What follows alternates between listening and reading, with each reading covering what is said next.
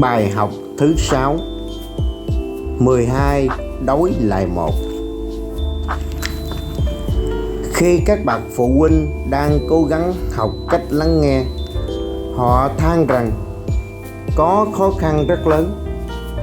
Trong đầu họ luôn xuất hiện những câu trả lời theo thói quen và thiếu những câu trả lời cần thiết. Trong một khóa học dành cho các bậc phụ huynh, học viên đã được đề nghị viết câu trả lời ra giấy nếu con cái than phiền trong những tình huống sau. Tanya không muốn chơi thân với con nữa.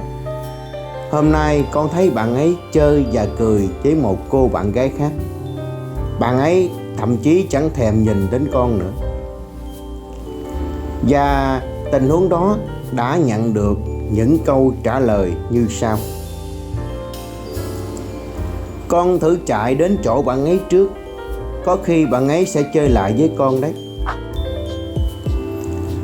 Chắc là con đã làm điều gì đó mất lòng bạn ấy.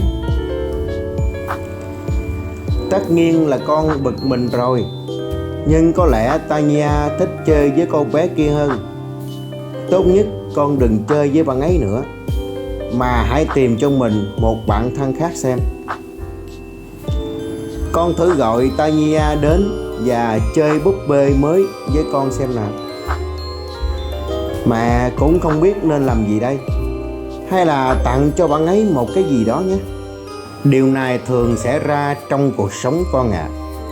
Con hãy cố gắng mạnh mẽ lên. Con với bạn ấy có cãi cọ gì không? Bỏ đi con ạ. Tốt hơn hết là con với mẹ chơi cùng nhé. Kính thưa các bậc phụ huynh rất ngạc nhiên khi biết rằng không một ai trả lời tốt cả.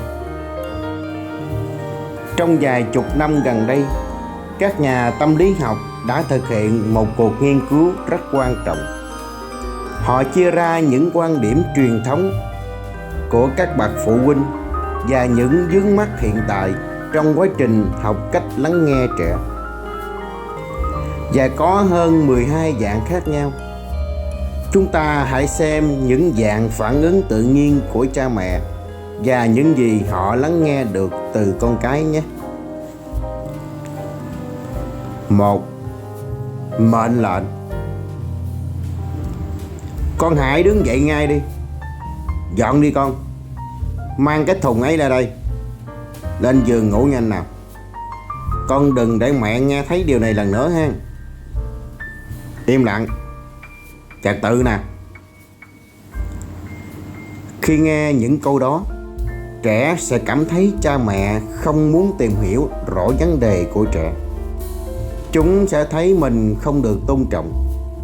Những lời nói đó gây ra cảm giác không được đối xử công bằng và rơi vào bất hạnh. Kết quả là trẻ sẽ chống đối, cào nhào, cảm thấy bị xúc phạm, ngang bướng. Chúng ta sẽ xét đến tình huống này. Mẹ: vô va, con mặc quần áo nhanh lên. Ra lệnh: muộn giờ đến nhà trẻ rồi đó. Vô va: con không thể nhanh được, giúp con với. Mẹ: con đừng có giả vờ nữa. Ra lệnh: con tự mặc quần áo bao nhiêu lần rồi. Vô va: con không muốn mặc cái áo sơ mi này nữa. Mẹ: con lại làm cái trò gì nữa đây? Thôi đủ rồi nha. Con hãy mặc đồ vào ngay. Lại ra lệnh. Vô va: con chưa cài hết cúc áo nữa.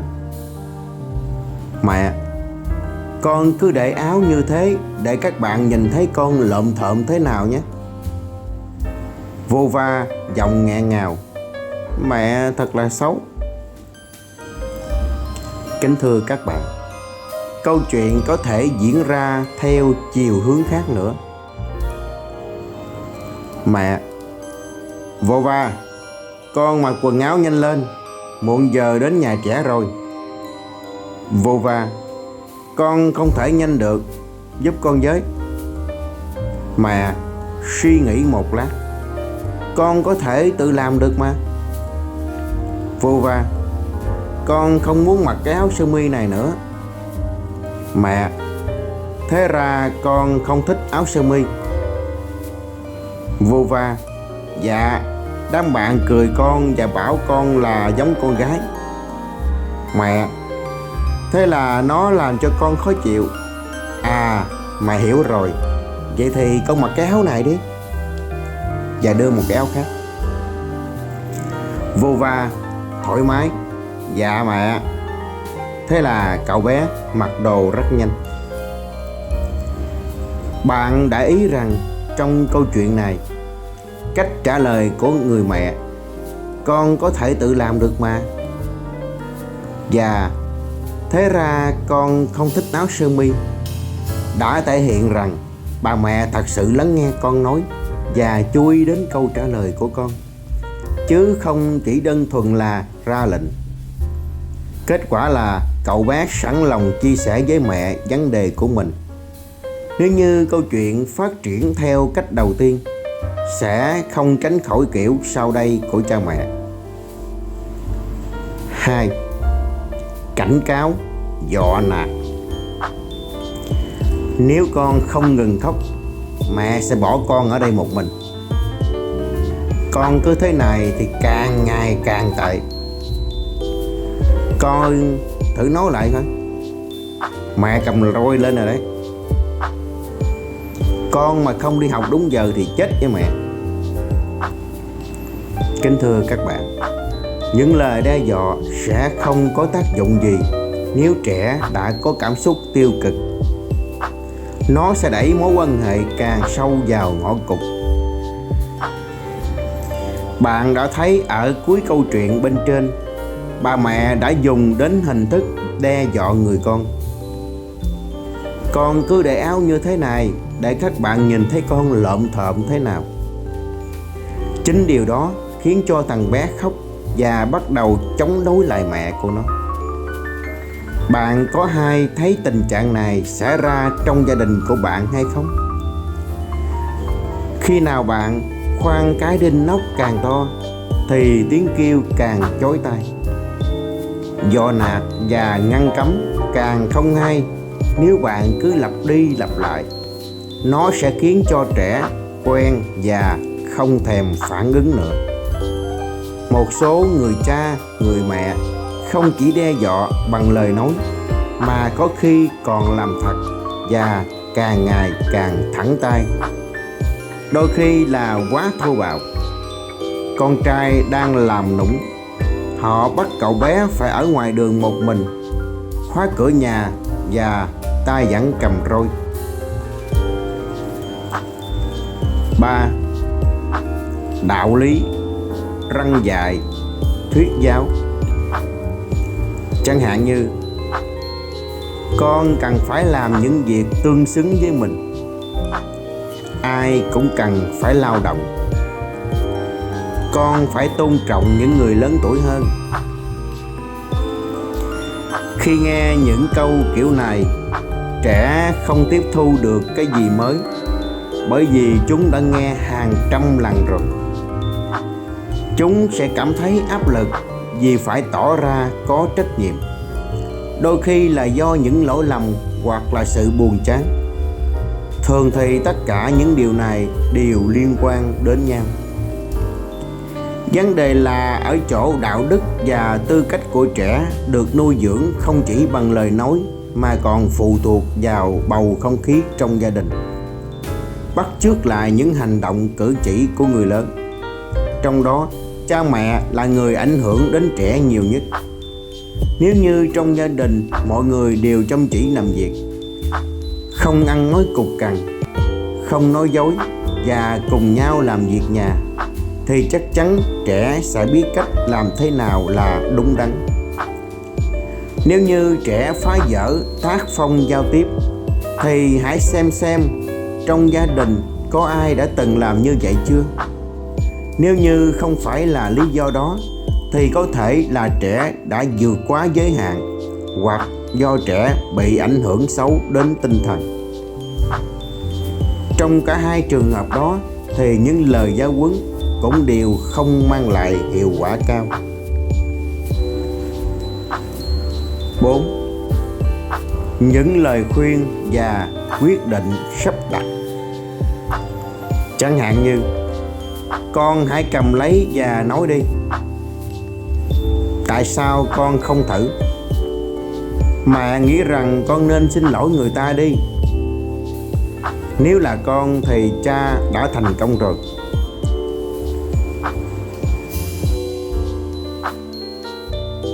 Kính thưa quý vị và thưa các bạn, chúng ta thường không để ý và không tiết kiệm lời khuyên.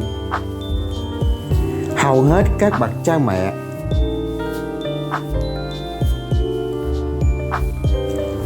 Hầu hết các bậc phụ huynh đều nghĩ rằng họ có trách nhiệm phải khuyên bảo con cái và thường đưa ra những trích dẫn về bản thân.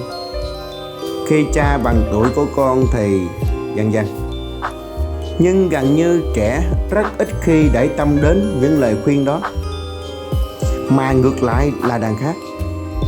Chúng còn công khai chống đối cha mẹ. Cha mẹ nghĩ như thế thì con lại nghĩ khác.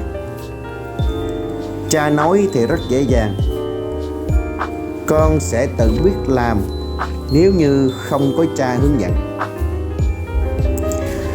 Điều gì ẩn chứa sau những lời và những phản ứng tiêu cực của trẻ? Chúng mong muốn được tự mình làm và tự quyết định. Ngay cả bản thân chúng ta, những người đã trưởng thành, cũng ít khi nghe những lời khuyên của người khác. Những đứa trẻ còn nhạy cảm hơn.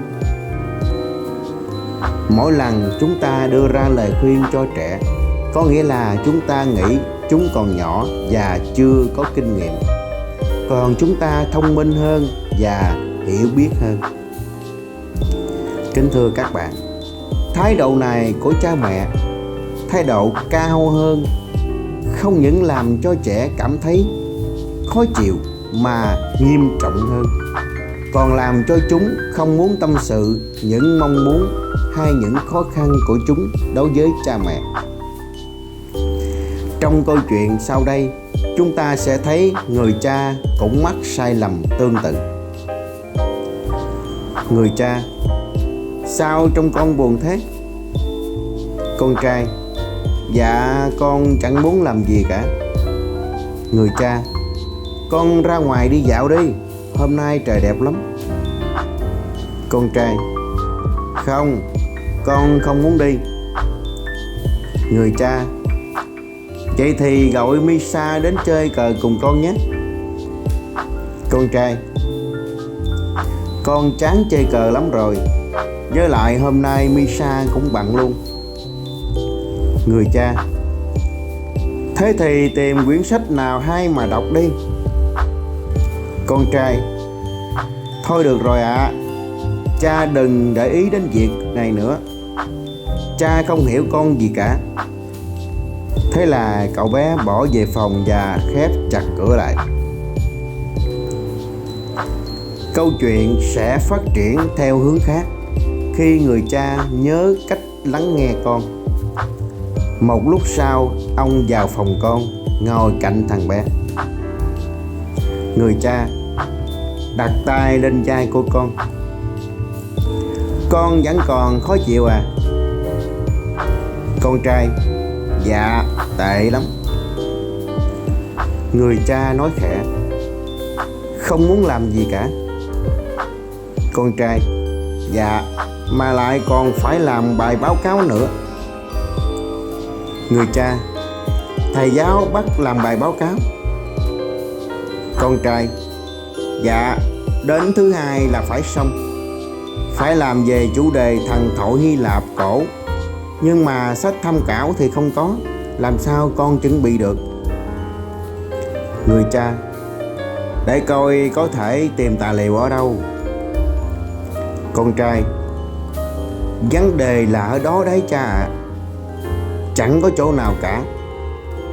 Nghĩ một lúc: con có ý kiến thế này. ở nhà cô ca có sách Bách khoa toàn thư. Người cha: được đấy, chắc trong đó có viết về vấn đề này. Con trai đã phấn chấn trở lại: con gọi ngay cho bạn ấy đây.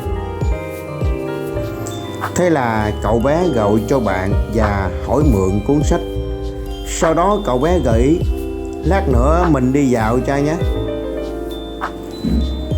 Kính thưa các bạn, đôi khi trẻ chủ động đề nghị làm những việc mà trước đó chúng ta muốn khuyên trẻ, nhưng cần phải để cho trẻ tự quyết định. Đó là cách để rèn luyện cho trẻ tính tự lập.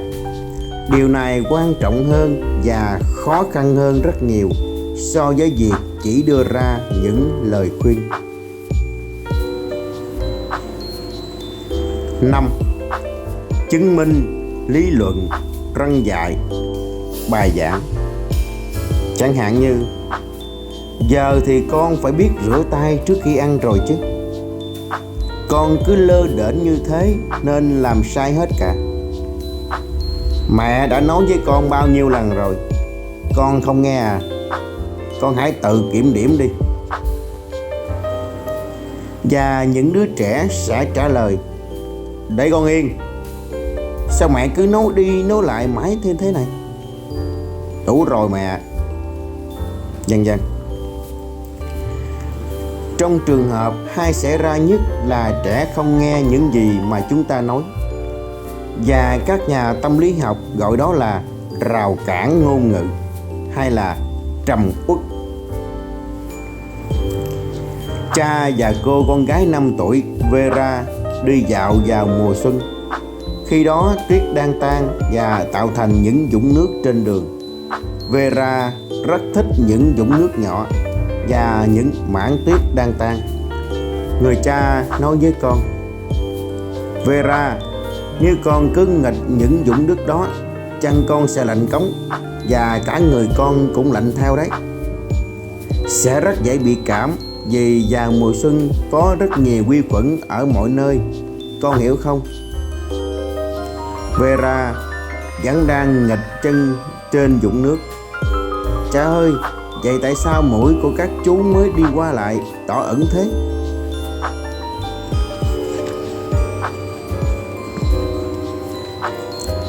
Sáu, phê bình, khiển trách, đổ lỗi. Chẳng hạn như: chẳng ra thể thống gì cả, lại làm thế nữa rồi, tất cả là tại con. Mẹ không nên tin con đến thế, lúc nào con cũng vân vân. Có lẽ các bạn cũng đồng ý rằng những câu nói như vậy không có tác dụng giáo dục trẻ. Nó làm cho trẻ luôn trong tâm thế phòng bị, hành động đáp trả, chống đối, buồn bã, trầm cảm, thất vọng về bản thân và trong quan hệ với cha mẹ. Trong trường hợp đó, trẻ sẽ cảm thấy thiếu tự tin. Chúng bắt đầu nghĩ rằng chúng thật sự tệ, nhu nhược, không có hy vọng gì, là kẻ thua cuộc. Không những thế, sự tự ti sẽ dẫn đến nảy sinh ra rất nhiều vấn đề khác nữa. Kính thưa các bậc cha mẹ quá tin vào hiệu quả giáo dục con cái bằng những lời phê bình. Chính thái độ đó giải thích được đôi khi trong gia đình, việc giao tiếp với trẻ chủ yếu thông qua những mệnh lệnh xen kẽ với những lời phê bình. Chúng ta hãy xem hàng ngày trẻ phải nghe những câu nói như thế nào. Vậy nào, con còn nói dối mẹ bao nhiêu lần nữa đấy? Hãy nhìn lại cái cách ăn mặc của con kìa. Buổi tối hôm qua sao con quên kéo rèm cửa? Để yên cho em bé ngủ. Sao không dắt chó đi dạo? Con hãy nhìn và làm theo đi. Vân vân, rất nhiều câu nói. Bạn hãy nhân số lần nói những câu này trong một ngày với số ngày, số tuần, số năm mà trẻ phải nghe chúng. Kết quả sẽ là một bọc rất lớn những ấn tượng không tốt về bản thân mà do chính những người thân nhất trao cho. Để cân bằng sức nặng với cái bọc này, trẻ sẽ chứng tỏ cho bản thân và cha mẹ thấy giá trị của nó. Và cách đầu tiên, đơn giản nhất trẻ có thể nghĩ ra, chúng làm theo cách của cha mẹ là trả lại những chỉ trích đó cho cha mẹ. Vậy làm sao để cứu vãn tình thế khi trong gia đình bạn đang gặp trường hợp này? Có rất nhiều phương pháp. Phương pháp đầu tiên và quan trọng nhất đó là cố gắng không chỉ để ý đến những cái sai mà cả những mặt tích cực của trẻ. Đừng sợ những lời khích lệ sẽ làm hỏng trẻ. Chúng sẽ không gây ảnh hưởng gì ngoài quan hệ của bạn và trẻ ngày càng tốt đẹp hơn. Trước tiên, mỗi ngày chúng ta hãy để ý đến những hành động tích cực của trẻ và nói những câu dễ nghe. Ví dụ như: cảm ơn vì con đã dắt em đến nhà trẻ hậu mạc. Thật hay vì con đã đến đúng hẹn. Mẹ thích nấu ăn cùng với con lắm. Vân vân. Đôi khi cha mẹ nghĩ rằng con cái thừa biết cha mẹ yêu thương chúng nên không cần phải thể hiện thái độ tích cực với trẻ. Tất nhiên là không phải vậy đâu. Đây là những dòng cảm xúc cay đắng của một cô bé 11 tuổi. Mẹ cháu không hề yêu cháu. Cháu biết chắc điều đó. Cháu đã thử kiểm tra nhiều lần. Ví dụ khi anh Alex, anh trai của cháu, tặng hoa cho mẹ thì mẹ cười rất tươi với anh. Hôm qua cháu mua hoa tặng cho mẹ và chú ý thái độ của mẹ, nhưng không hề thấy mẹ cười với cháu. Cháu hiểu rằng mẹ chỉ yêu anh Alex, còn cháu thì không. Chúng ta đã bao giờ để ý đến trẻ, để ý những lời nói, cử chỉ, nét mặt của chúng ta hay chưa?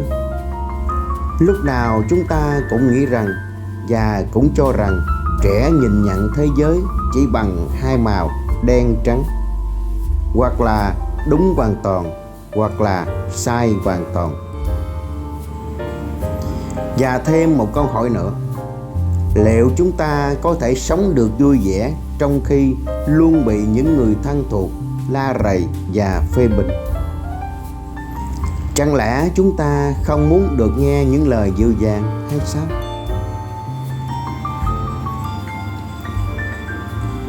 Bảy, khen ngợi. Sau khi đọc những gì đã nói ở trên, chắc là bạn sẽ rất ngạc nhiên và thấy lạ khi được khuyên rằng không nên khen ngợi trẻ.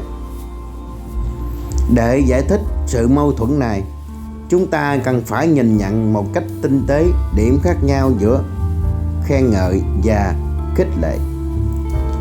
Trong lời khen ngợi luôn luôn kèm theo đánh giá: quá giỏi, con đúng là thiên tài. Đối với cha mẹ, con là người xinh đẹp nhất, tài năng nhất, thông minh nhất. Con thật là dũng cảm, không có gì có thể khiến con sợ hãi cả. Vậy khen ngợi ca tụng không tốt ở chỗ nào? Thứ nhất, nếu cha mẹ thường xuyên ca tụng con cái, chúng sẽ nhanh chóng hiểu rằng khen ngợi cũng giống như bị khiển trách, không nhất thiết quan trọng. Được khen ngợi trong trường hợp này, nhưng cũng có thể bị phê bình trong trường hợp khác. Thứ hai, trẻ có thể trở nên phụ thuộc vào lời khen, chờ được khen và tìm người khen. Sao hôm nay mẹ không khen con? Cuối cùng, trẻ có thể nghi ngờ sự chân thành trong lời khen của bạn. Nghĩa là có khi bạn khen trẻ vì sự nhanh trí của chính bạn mà thôi. Con trai: con không viết được chữ này. Mẹ: sao vậy? Con viết rất giỏi đấy chứ. Con trai: Mẹ đang cố tình nói thế để con không buồn, phải không mẹ? Vậy bạn sẽ phản ứng như thế nào trước thành quả của trẻ hoặc những lúc chúng làm đúng? Cách tốt nhất là bạn thể hiện cảm giác thật của bạn. Hãy dùng những từ đại nhân xưng cha mẹ thay cho con. Con gái: mẹ ơi, hôm nay con nhận được 2 điểm 10 môn ngoại ngữ liền. Mẹ rất vui. Thay cho câu: con của mẹ thật là giỏi. Con trai: con biểu diễn tệ quá phải không bố? Bố chưa từng thấy con biểu diễn như vậy bao giờ. Ngược lại bố thấy thích buổi biểu diễn hôm nay. Vì một cái gì đó. Câu này sẽ thay cho câu: con nói gì vậy? Con lúc nào cũng tỏa sáng trên sân khấu. Khen ngợi nhiều lúc trở thành là nói dối, nịnh nọt, và người được khen sẽ mất hết lòng tin. 8. Đặt biệt danh chế nhạo. Chẳng hạn như: mít ướt, tóc con giống sợi mì tôm quá, như con cò hương, con là kẻ lười biếng, vân vân. Tất cả những điều đó chỉ khiến trẻ ngày càng xa cách và giúp cho trẻ mất tin tưởng vào bạn. Sự thật là trong những trường hợp đó, trẻ sẽ cảm thấy bực mình và tự bảo vệ mình bằng cách: con tự muốn thế hay sao? Vâng, giống mì tôm cũng chẳng sao. Đây là một ví dụ minh họa. Cô bé Masha 13 tuổi được đi dự đám cưới cùng mẹ. Cô bé rất thích thú ướm thử các bộ quần áo đẹp nhất, mặc dù cũng không có nhiều lựa chọn lắm. Cuối cùng Masha xuất hiện trước mặt mẹ và bà ngoại với mái tóc cuốn xoăn tít, chiếc váy dài và đôi giày cao gót, tất cả đều mượn của chị gái. Masha đi tới với nụ cười rạng rỡ. Trông thế nào ạ? Mẹ, xem nào, con mẹ diện quá, đúng là một nàng công chúa xinh đẹp. Họ sẽ nhầm con với cô dâu mất. Bà ngoại: nhưng mà cháu đi có đôi giày đó làm gì? Nhìn cứ như con hươu cao cổ đi cà kheo. Mặt cô bé xịu xuống, không còn tâm trạng vui vẻ gì nữa. Masha: thôi mọi người đi đi, con không thích đi nữa đâu. 9. Phỏng đoán, giải thích. Chẳng hạn như thường nói: mẹ biết rồi, chuyện này là do con. Hay là: chắc lại đánh nhau nữa rồi đây. Mẹ biết là con đang nói dối mẹ. Một bà mẹ rất thích lặp đi lặp lại với con trai: mẹ có thể đi guốc trong bụng của con. Điều này luôn làm cho cậu bé bực tức. Và đúng là liệu có đứa trẻ nào, ngay cả người lớn, cảm thấy vui vì mình đang bị người khác toan tính? Khi gặp trường hợp như vậy thì chúng chỉ có thể phản ứng để tự bảo vệ mình, mong muốn thoát khỏi cuộc tiếp xúc này. Ví dụ, cậu bé Peter 15 tuổi đi về nhà nói chuyện với mẹ. Peter: không ai gọi cho con hả mẹ? Mẹ: không ai gọi cả, chắc con đang đợi Lena gọi đến chứ gì. Peter: mẹ đâu cần phải biết hết mọi chuyện của con thế. Mẹ: cần chứ sao không? Nhờ đó mà mẹ biết ngày mai con không vui vì cãi nhau với Lena.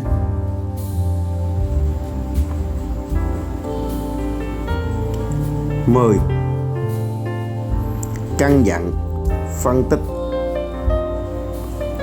Ví dụ như: không, con kể hết mọi chuyện mẹ nghe xem nào. Những chuyện này tại sao lại xảy ra như thế? Mẹ cũng biết hết cả thôi. Hay là sao con lại bị điểm kém? Sao con không chịu nói gì thế? Kính thưa các bạn, rất khó có thể tiếp tục câu chuyện nếu bạn cứ chắc vấn trẻ như thế. Tốt hơn hết là thay những câu hỏi mà bạn đang cố gắng nói thành những câu khẳng định.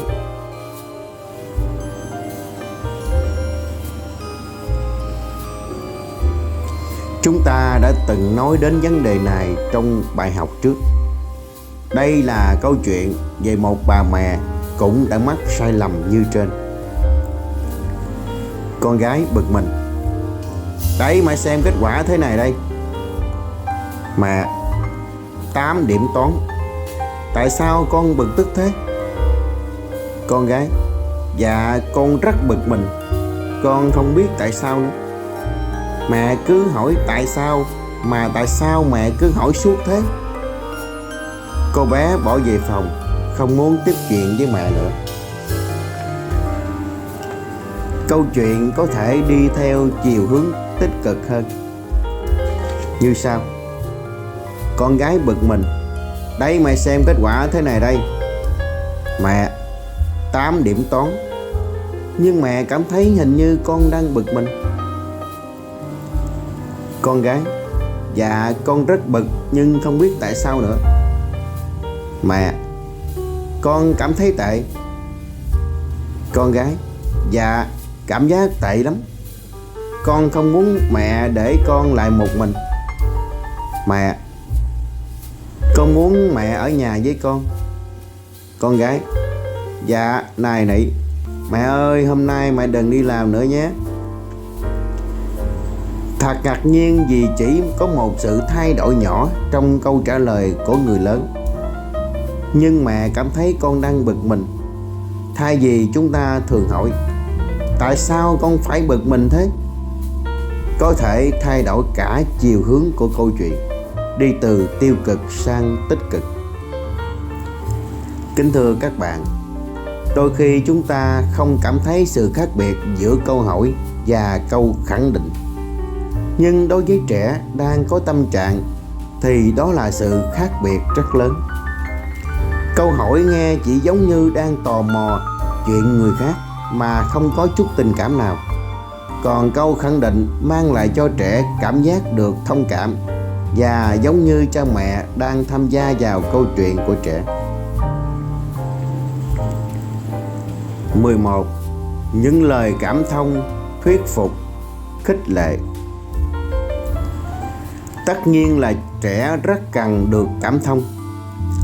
Tuy nhiên, những câu như mẹ hiểu con, mẹ thông cảm với con nghe có vẻ cứng nhắc và sách vở quá. Thay vì chúng ta nói những câu đó, bạn có thể im lặng, giữ chặt trẻ vào lòng. Còn những kiểu câu con bình tĩnh lại, đừng có để ý đến nó nữa, càng để bụng con càng khó chịu, sẽ khiến trẻ cảm thấy bạn không muốn quan tâm đến chuyện đó, chỉ muốn khuyên trẻ phải bỏ qua tâm trạng đang căng thẳng mà thôi. Câu chuyện như sau. Con gái đang bức xúc: cha biết không, hôm nay khi con đang chạy qua hành lang thì bị Petrus ngáng chân ngang đường làm con bị ngã.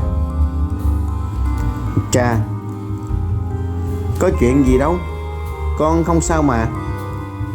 Con gái: dạ, chẳng có chuyện gì cả, chỉ có đám con trai cười nhạo con. Cha: bỏ đi con, đừng có để ý đến tụi nó. Con gái: cha nói thì rất dễ, nhưng con cảm thấy mình bị xúc phạm.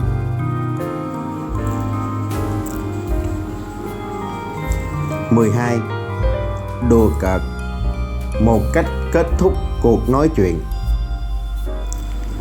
Con trai: cha biết không, con không thể chịu được môn hóa học nữa, con không hiểu gì cả.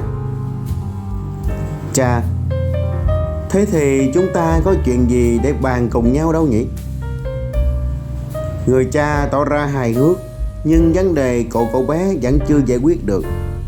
Bạn sẽ cảm thấy thế nào khi nghe những câu này? Để cha yên nào, chưa đến lượt của con.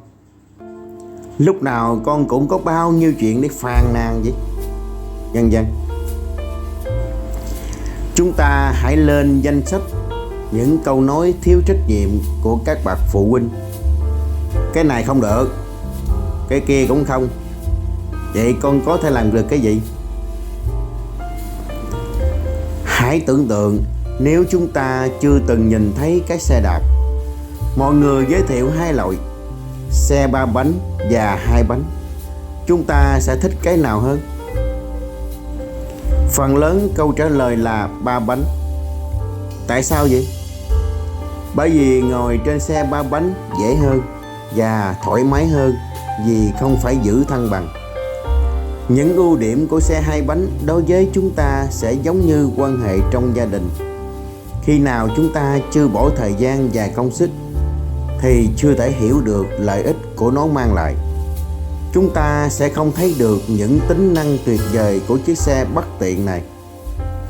Bạn hãy nhớ rằng những lời khuyên, những lời giáo huấn hay trách mắng mà bạn hay dùng khi tiếp xúc với trẻ mới là không tự nhiên và cứng nhắc.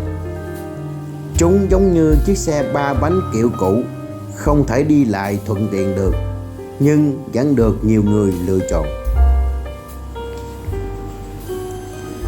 Nhiều nhà tâm lý học trên thế giới đã phải bỏ ra rất nhiều công sức để hoàn thiện cấu trúc đó và giúp cho các bậc phụ huynh có thể đi trên cỗ máy tốt hơn. Trên nền tảng của những kỹ năng giao tiếp mới mà chúng ta đang cố gắng thực hiện, chứa đựng những nguyên lý mang đậm tính nhân dân. Đó là tôn trọng quyền cá nhân của trẻ, thừa nhận trẻ được làm những gì chúng thích, tôn trọng cảm xúc của trẻ. Trẻ có thể gây lỗi lầm, luôn quan tâm đến trẻ, không tỏ ra cao hơn trẻ.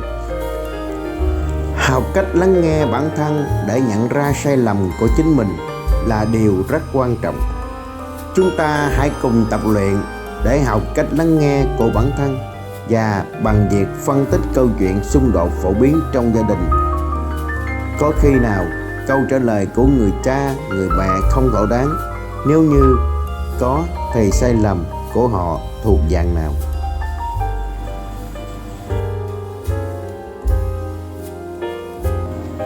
Bài tập 1.